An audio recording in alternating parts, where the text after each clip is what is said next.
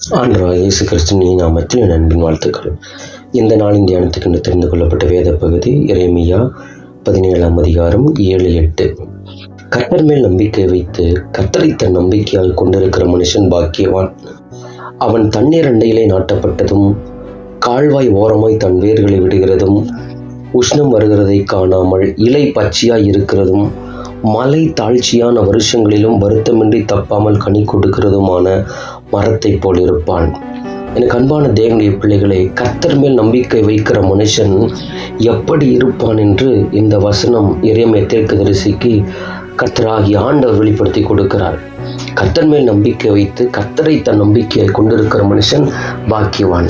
இந்த உலகத்தில் வாழ்ந்து கொண்டிருக்கிற நாம் அநேகர் கர்த்தரையே நம்புகிறாங்க, உலகத்தை நம்புகிறார்கள். முழுமையாய் யார் கர்த்தரை சார்ந்து கொண்டிருக்கிறார்களோ அவர்கள் நிச்சயமாய் பாக்கியவான்களாய் வாழ முடியும். அநேகர் உலகத்தில் 99% தெய்வத்தை நம்புவாங்க, 1% மருத்துவரையும் பணம் கொடுக்கிற ஆட்களையும் பேங்கை நம்புவாங்க. அப்படி இருக்கக்கூடாது. கர்த்தரையே தன் முழுமையாய் நம்ப வேண்டும். 100% கர்த்தரையே சார்ந்து கொண்டு வாழுகிற மனுஷனுடைய வாழ்க்கையில் கர்த்தர் மகிமையான காரியங்களை செய்வதற்கு வல்லமையுள்ளவராக இருக்கிறார். என்னதான் கர்த்தரை ஆராதிக்கலாம், தொழுது கொள்ளலாம், சபைக்கு போகலாம், விசுவாசத்தை பேசலாம். ஆனாலும் சில பேர் 1% உலகத்தை சார்ந்து கொள்கிறாங்க. ஆனால் இங்கே வசனம் சொல்லுது, கர்த்தர் மேல் நம்பிக்கை வைத்து கர்த்தரை தன் நம்பிக்கையாய் கொண்டு இருக்கிற மனுஷன் தான் பாக்கியவான். ஏதோ ஒரு டைம் நம்ம நம்புகிறது அல்ல, எப்பொழுதும் எல்லா சூழ்நிலையிலும் கர்த்தரை நம்புகிற மனுஷன்தான் பாக்கியவனாக இருக்க முடியும்.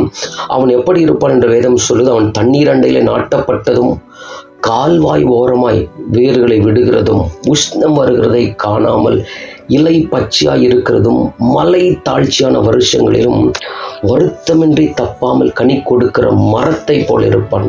இந்த மரம் என்று சொல்லுகிறது தான் மனிதனை குறிக்கிறது. ஒரு செடியை நடுகிறோம், அதாவது தண்ணீர் அண்டையில் தண்ணி இருக்கிற இடத்துல ஒரு செடியை நடுகிறோம். அந்த செடி எப்படி இருக்கிற ரொம்ப பசுமையாக இருக்கும். தண்ணீர் போகிற கால்வாய் ஓரமாய் ஒரு செடியை நட்டோம்னு சொன்னால் அந்த செடி ரொம்ப பசுமையாக இருக்கும்.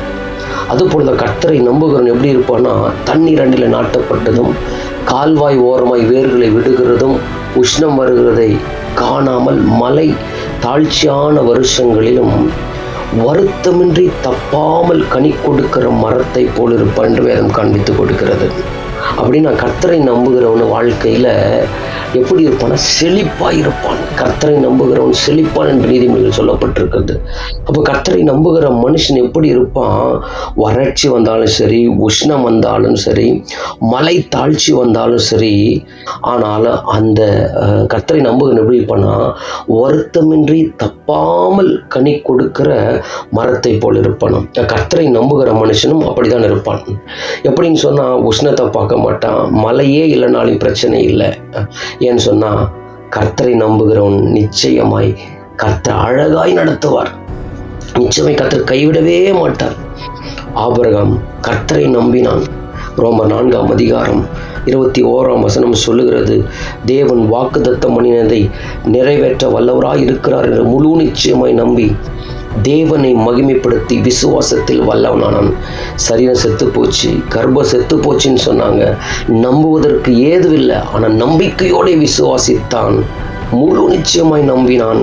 கர்த்தர் பிள்ளை பாக்கியத்தை ஆபிரகாமுக்கு கர்த்தர் கொடுத்து கர்த்தர் மேல் நம்பிக்கை வைத்ததற்கு அடையாளமாய் இந்த ஆபிரகாமை இன்று வரைக்கும் நாம் பேசி கொண்டிருக்கிறோம். எனக்கு அன்பான தேவனுடைய பிள்ளைகளை, ஏதோ ஒரு காரியமாய் கர்த்தர் முழுமையாய் கர்த்தரை நம்பும்போது மகிமையான காரியங்களை கர்த்தர் நம் வாழ்க்கையில் செய்வதற்கு வல்லமை உள்ளவராக இருக்கிறார். இந்த வார்த்தைகளை கொண்டு கர்த்தர் நாம் நடத்துவாராக. ஜெபிப்போம்.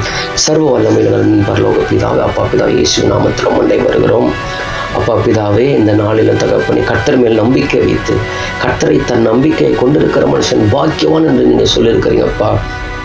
நாங்கள் 100% கர்த்தரை மட்டுமே நம்பி வாழ எங்களுக்கு நீங்கள் உதவி செய்ய முடியாது. நாங்கள் ஜெபிக்கிறோம்.